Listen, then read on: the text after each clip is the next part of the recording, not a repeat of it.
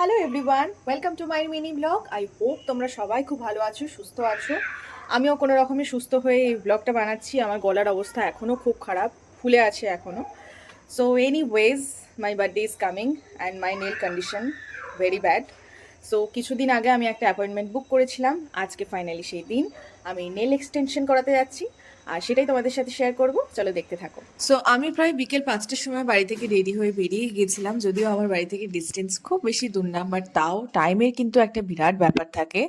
So দিদির বাড়ি গিয়ে আমরা ফার্স্টেই ডিসাইড করছিলাম যে আমরা নেলসটা কি টাইপ করব, মানে আমার হাতে কোন কালারটা ভালো যাবে, কোন শেপটা ভালো যাবে, কি ডিজাইন হবে না হবে অ্যান্ড অল দ্যাট।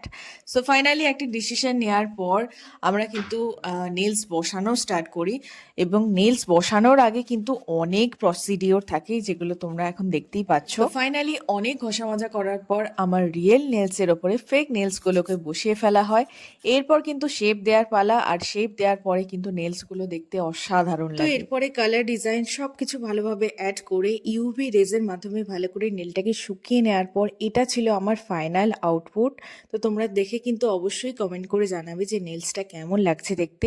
আর এই সুন্দর কাজটা যে করেছে তার কথা তো না বললেই নয়, সে হচ্ছে তনুজাদি। তনুজাদির পেজের সমস্ত ডিটেলস আমি ক্যাপশনে দিয়ে দেবো, অ্যাড্রেসও দেয়া থাকবে, তোমরা অবশ্যই চেক আউট করে নিও। তোমরাও যারা এরকম সুন্দর করে নেলস করতে চাও তারা কিন্তু তনুজাদির সঙ্গে অবশ্যই কন্ট্যাক্ট করতে পারো। দিদির যেরকম মিষ্টি ব্যবহার সেরকমই কিন্তু নিট অ্যান্ড ক্লিন কাজ করে। চলো আজকের জন্য এটুকুই, দেখা হবে নেক্সট ব্লগে। ততক্ষণ টাটা সবাইকে।